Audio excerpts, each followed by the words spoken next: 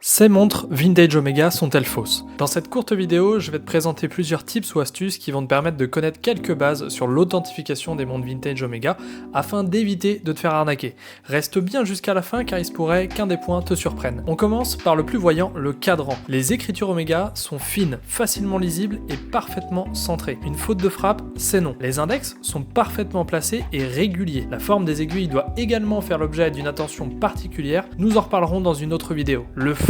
Les fonds des montres Omega sont gravés. À l'extérieur, on y retrouve souvent le logo ou des indications comme waterproof ou encore l'hippocampe pour la gamme Seamaster qui vient symboliser l'étanchéité. Certains fonds de remplacement ne comportent aucune gravure. Il faut que cela soit spécifié par le vendeur car la valeur de la montre est directement impactée. Attention, certains fonds ne présentent pas ou peu de gravure extérieure. C'est souvent le cas sur les vintage destinés au marché américain. Pas de panique, pour s'assurer de l'authenticité, nous allons retourner ce fond pour inspecter l'intérieur. C'est donc pour moi le moment de vous parler de références. Je vais abréger afin de ne pas vous perdre dans une multitude de séries de références, mais toutes les Omega Vintage possèdent à l'intérieur un numéro de référence. Son format peut varier selon le marché de destination. Je te conseille de chercher cette référence sur Google afin de te renseigner précisément sur le modèle convoité, ou encore mieux, de parcourir des livres d'archives avec des photos et informations sur les modèles d'époque. Ils sont souvent une véritable bible ou source d'informations, parfois plus précis et plus correct que ce que l'on trouve sur la toile. Maintenant que tu as ta référence grâce au numéro inscrit sur le fond de ton boîtier, nous allons jeter un œil au mouvement. Chaque calibre Omega est obligatoirement gravé d'un numéro de série.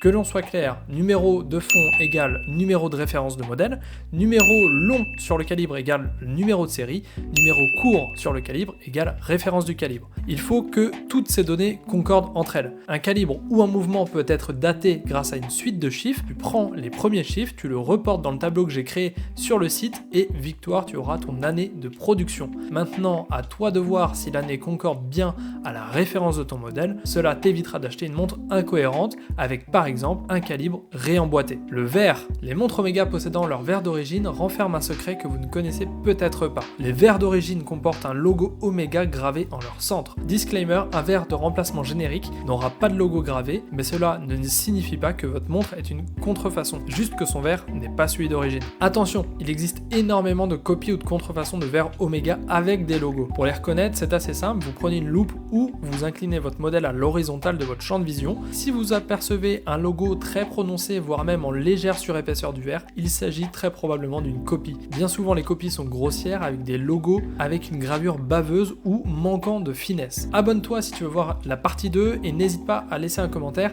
Ah oui, et je reviens sur la première question de cette vidéo, donc tu l'auras compris que forcément, ces montres ne sont pas des copies et sont parfaitement authentiques et d'ailleurs elles sont disponibles sur la boutique en ligne dès maintenant.